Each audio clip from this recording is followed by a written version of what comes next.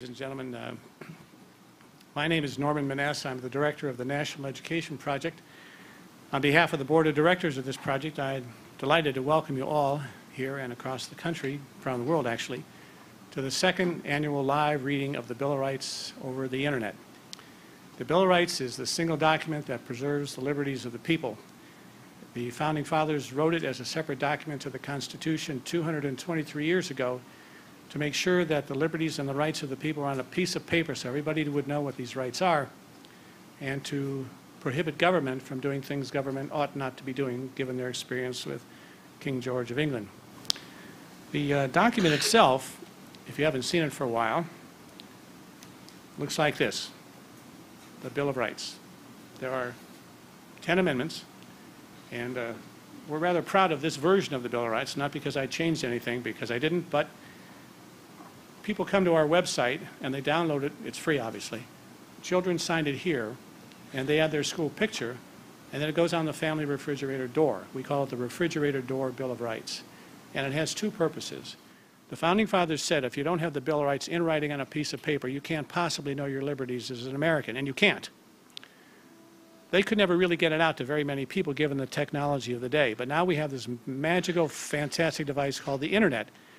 And people have downloaded this from our website for 4 years now in all 50 states, in the District of Columbia, and in 74 countries around the world. Now, why would all these other countries be interested in our Bill of Rights?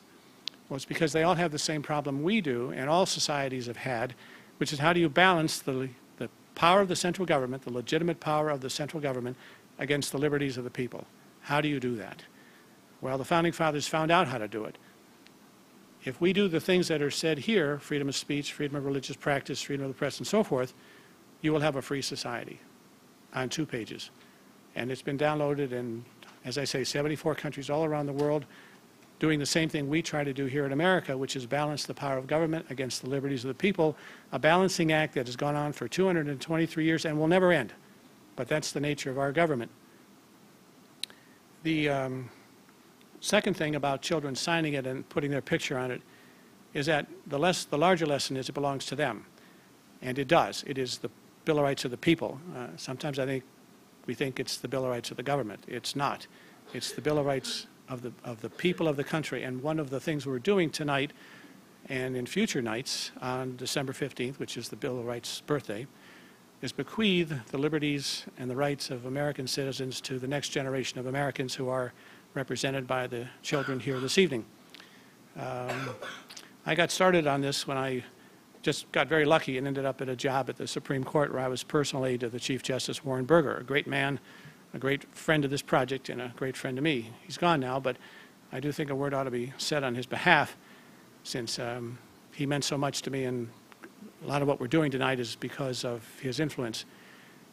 People asked me in those days, I remember I had a young woman come up to me at a party and she said, my goodness, what did you have to know to be the personal aide to the Chief Justice of the United States?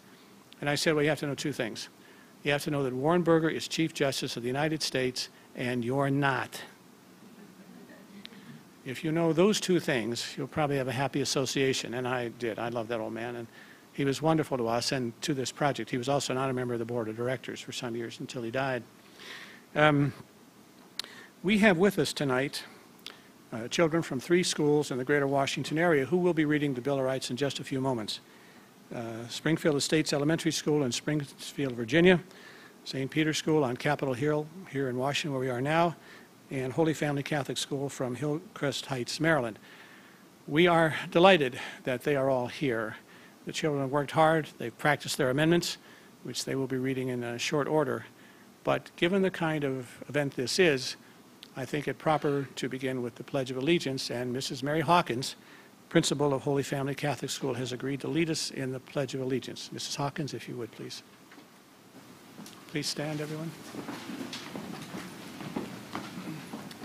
I pledge allegiance to the flag of the United States of America and to the republic for which it stands, one nation, under God, indivisible, with liberty and justice for all. Thank you, Mary. And second, since this is a festive occasion, we have been very fortunate that Mrs. Hawkins brought with her from Holy Family Catholic School, Mr. Jeffrey Scott. We're delighted he's here, and he will now play as we sing a song on my sheet, God Bless America. Mr. Scott, if you'd lead us in.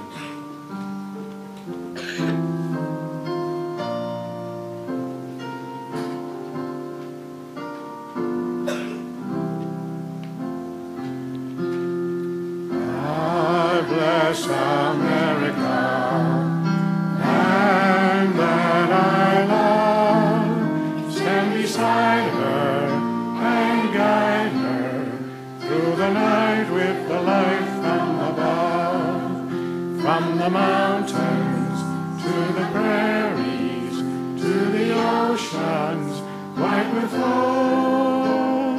God bless America, my home, sweet home.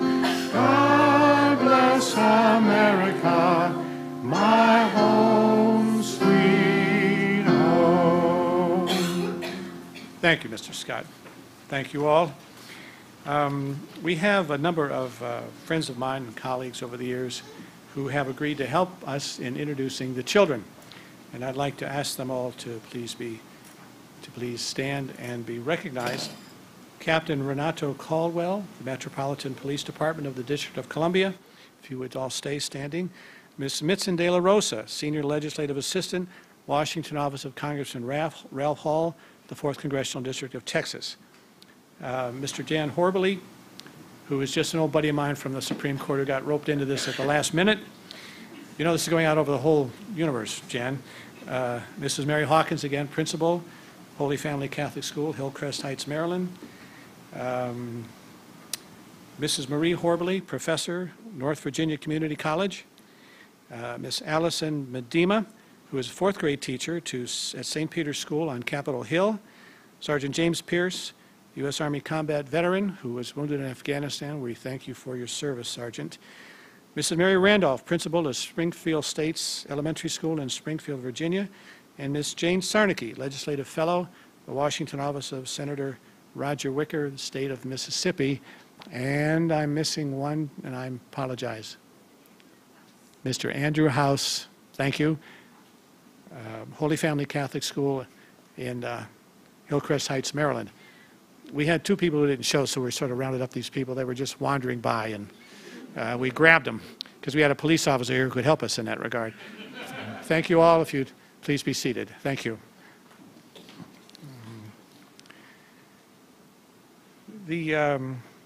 Tonight's a special night for another reason. We invited 2 distinguished gentlemen from the Congress to join us, and unfortunately, due to illness and car accidents, they were not able to.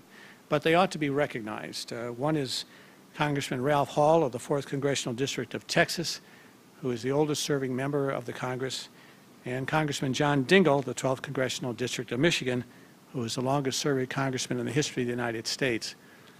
But that's not why I thought it might be a good thing to honor them tonight. They are the last 2 veterans of World War II serving in the United States Congress. They'll only be there a few more weeks. When the new Congress comes in January, there will be no veterans of World War II in the Congress of the United States. This is a great loss. That generation saved this country. When you say that, it sounds kind of like a slogan, you know, that sort of thing, but they really did. And the reason they did, and 400,000 Americans who died in that war, what they saved us from was the result of this little bitty plane.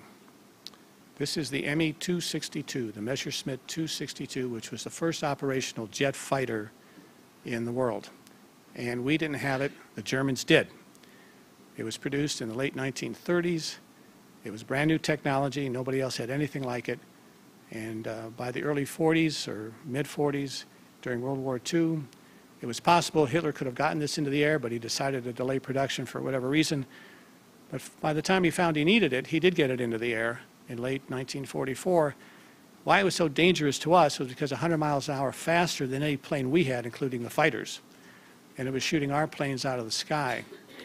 It was so dangerous that they almost decided to stop daylight bombing over Europe because of the bombers, this thing would just simply blow up with one pass. And since they were so fast, we didn't see them coming and we didn't see them go. We just saw some plane exploding with 10 airmen killed. If he had gotten these up earlier in the war, there would have been no daylight bombing of Europe. There would have been no D-Day invasion on Normandy beaches because there would have been no air cover for the Allied forces. And the great tank battles that the Russians won on the Eastern Front, they would have lost because they would have had no air cover, all because of this little Me-262. And we had nothing like it, by the way.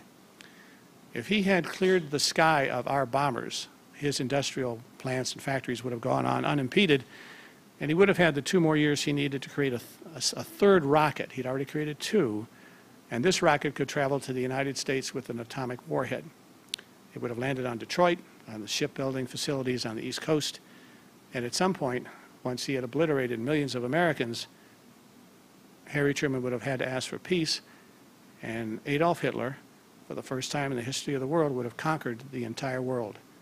Not a regional conqueror like Julius Caesar or Alexander the Great or the Mongol kings, but actually conquer the entire earth.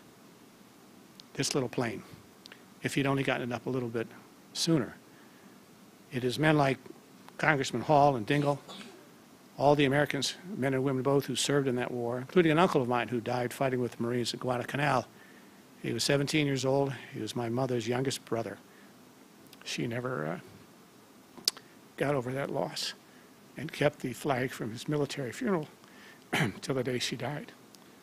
People have paid great prices for the freedom that we enjoy, and those freedoms are, of course,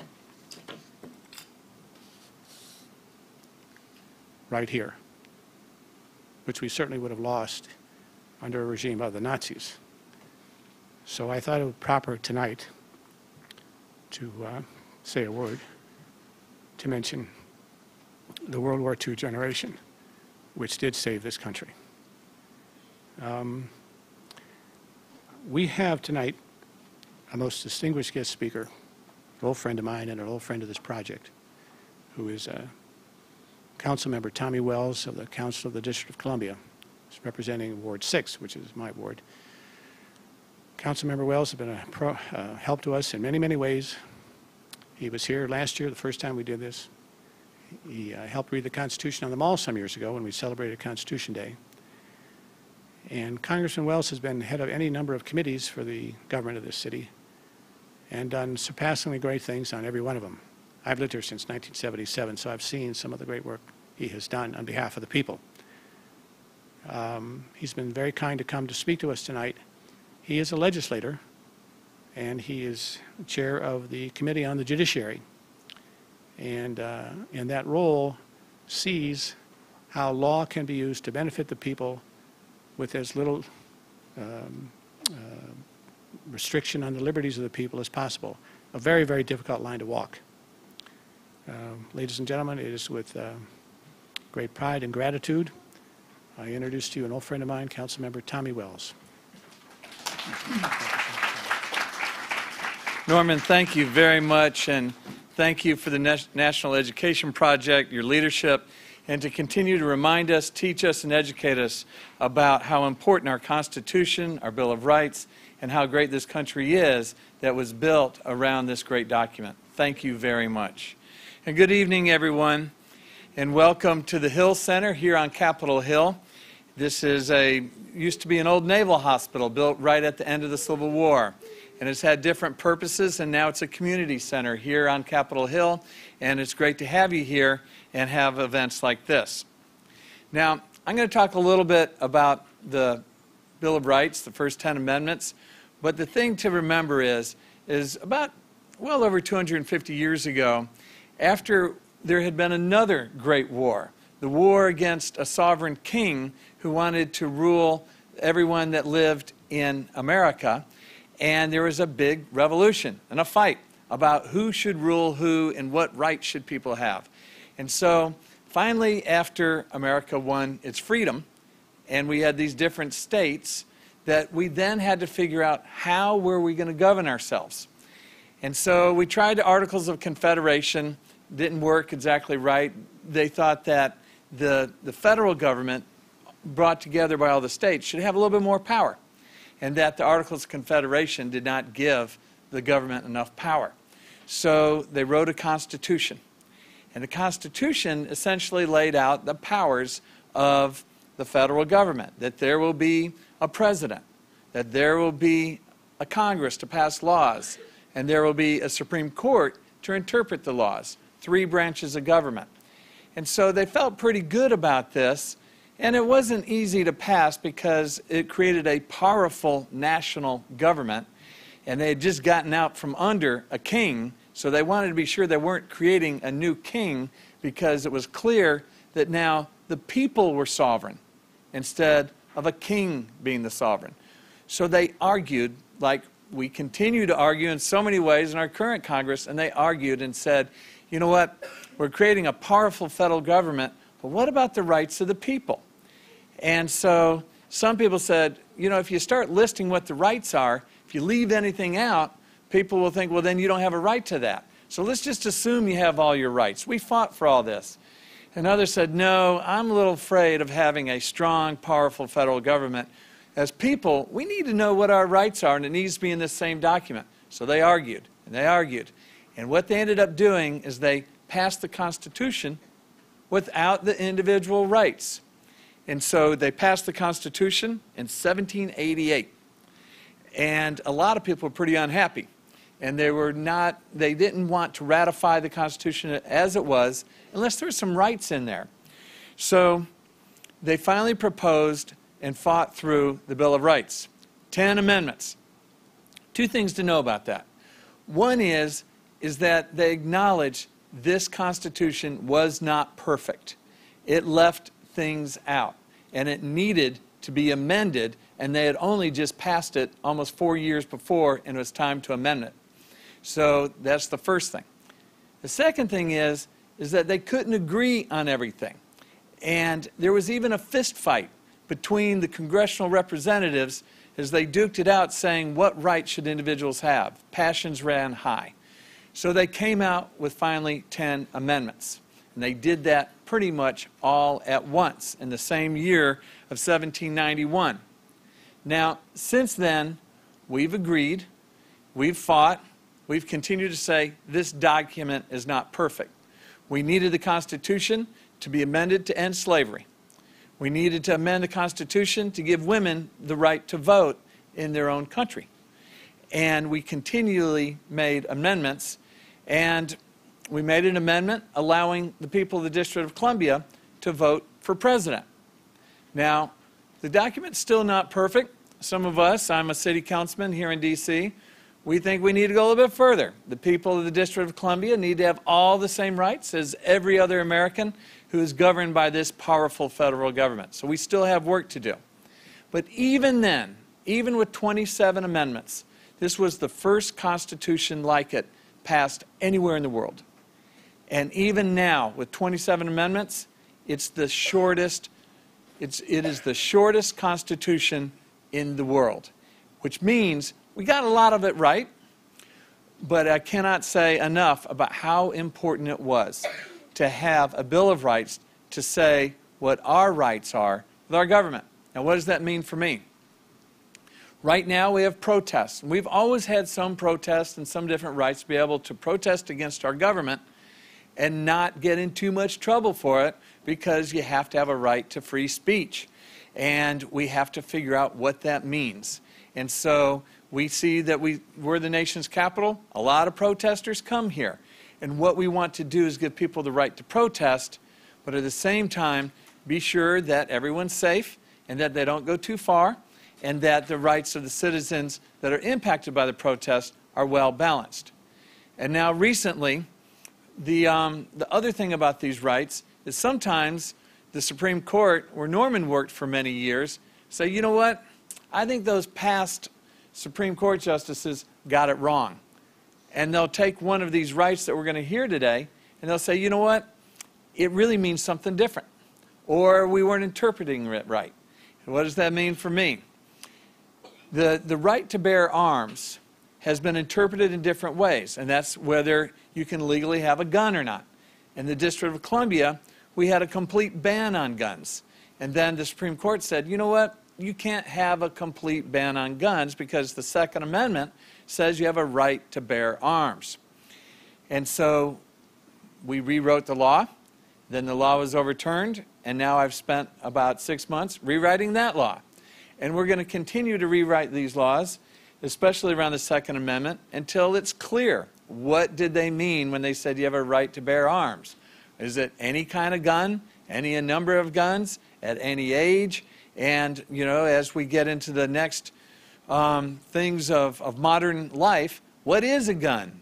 Is it like a gun on Star Wars? Is it a gun that, you know, is a laser? What is a gun? So as we continue to go forward with our Bill of Rights and understanding what it means for a modern world, each of these 10 amendments that we're going to read tonight, we know that we're going to need you as students, as you one day become a legislator like me, or a Supreme Court justice, or in some other role to where you're going to have to continue to know what these Bill of Rights are, why they're so important, and also to understand that now and then, I know I've made mistakes, and you're going to have to correct them as we continue to perfect this union. So with that, I'm so pleased to be here, and thank you very much for holding this in my home ward, in Ward 6, here in the District of Columbia. It is time now for these esteemed scholars and the wonderful Americans that have come here to introduce them for the reading of our Bill of Rights. And so why don't we start with the First Amendment. Good evening. I'm Jane Sarnecki, and it's my honor to introduce Alex Carpentier from St. Peter's School, who will read the First Amendment. Congress shall not make no law respecting an establishment of religion, or prohibiting the free exercise thereof, or abridging the freedom of speech, or of the press, or of the right of the people peaceably to assemble, and to petition the government for a redress of grievances.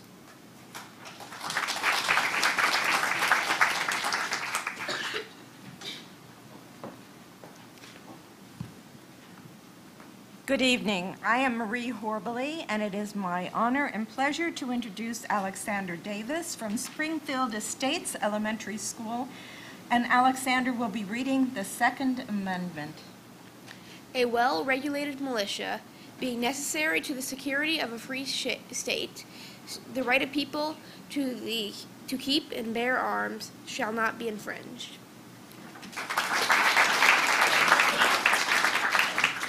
Maybe we could hold their applause till they're all done, if you wouldn't mind.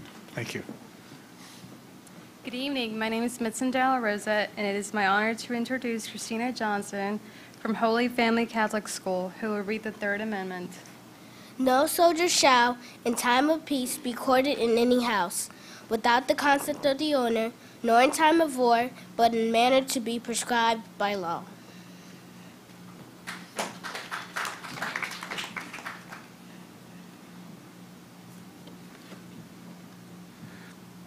Good evening. I'm Andrew House, and it's my honor to introduce Zoe Bielkin from St. Peter's School, who will read the Fourth Amendment. The right of people to be secure in their persons, houses, papers, and effects against unreasonable searches and seizures shall not be violated, and no warrant shall issue but upon probable cause, supported by oath or affirmation, and particularly describing the place to be searched and the persons or things to be seized.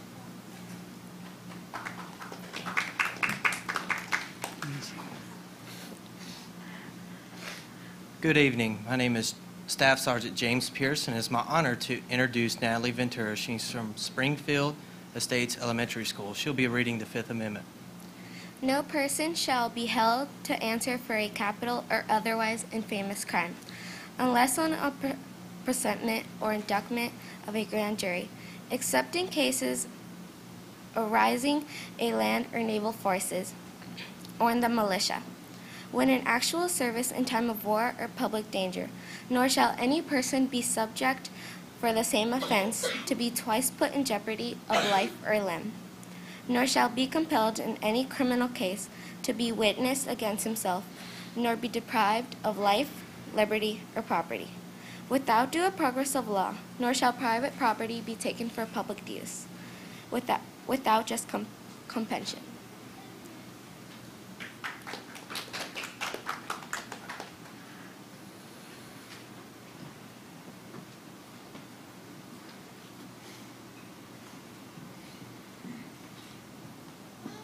Good evening, I'm Allison Miedema, and it is my honor to introduce McKenna Sullivan from St. Peter's School, who will read the Sixth Amendment.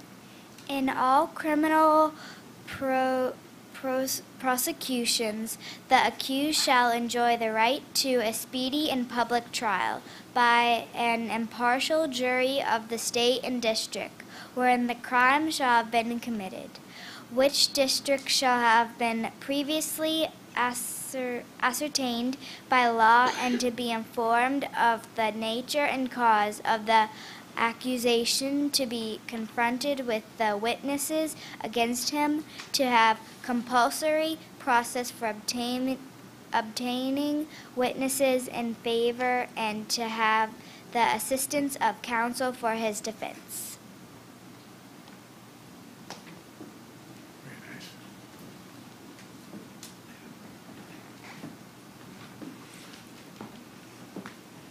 Good evening. My name is Jan Horbley. It's my honor to introduce Samuel Gaynor.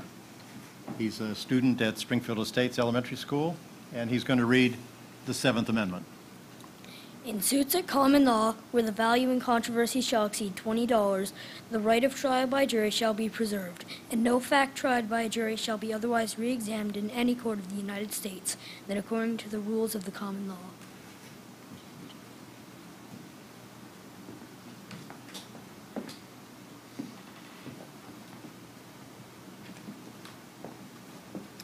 Good evening. I'm Mary Hawkins, and it's my honor to introduce Ashley Johnson from Holy Family Catholic School, who will read Eighth Amendment. Excessive bail should not be required, nor excessive fines imposed, nor cruel and unusual punishments inflicted.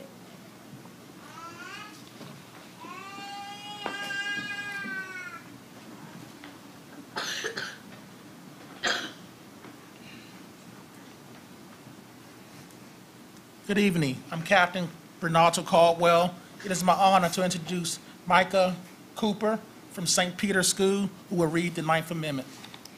The enumeration in the Constitution of certain rights shall not be construed to deny or disparage others retained by the people.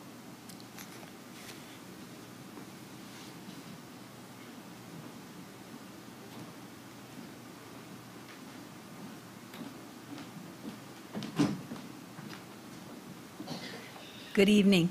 I'm Mary Randolph, and it's my honor to introduce Ronald Henderson from Springfield Estates Elementary School, who will read the 10th Amendment. The powers not delegated to the United States by the Constitution, nor prohibited by it to the states, are reserved to the states respectively or to the people.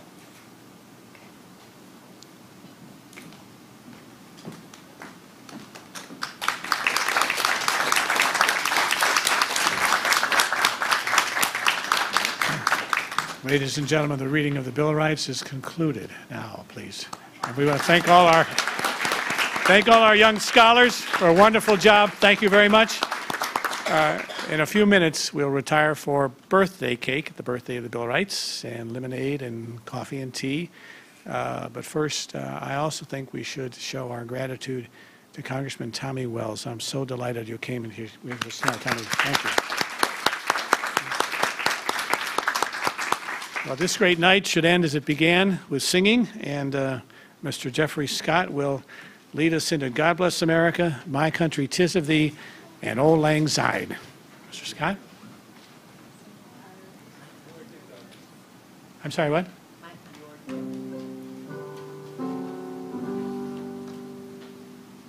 My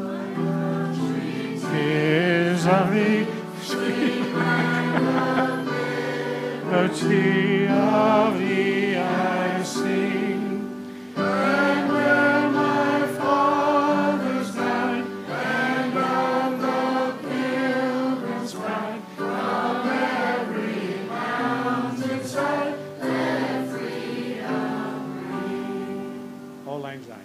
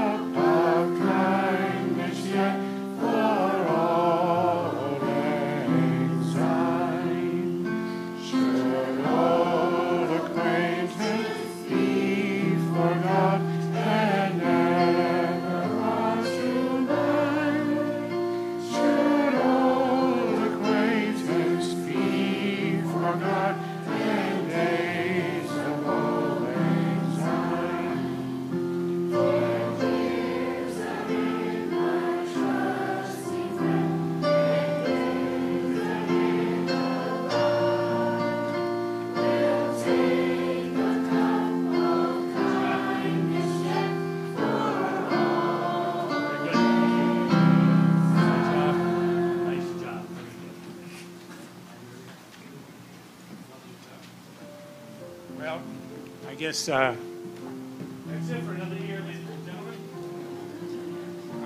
The only thing left to say is to bequeath the Bill of Rights to the next generation is a great thing indeed. We've begun that tonight. To all of you, teachers, principals, the parents, grandparents, all who came, especially the children, I just want you to know how very grateful I am. This is a great service to this country. You cannot know what your rights are in this country if you don't have the Bill of Rights on a piece of paper in your hands. And people can come to this website and others and download it and have the riches that America offers for everybody. So I would only say this: God bless these great children, God bless America, and God bless the Bill of Rights. Thank you, and good night.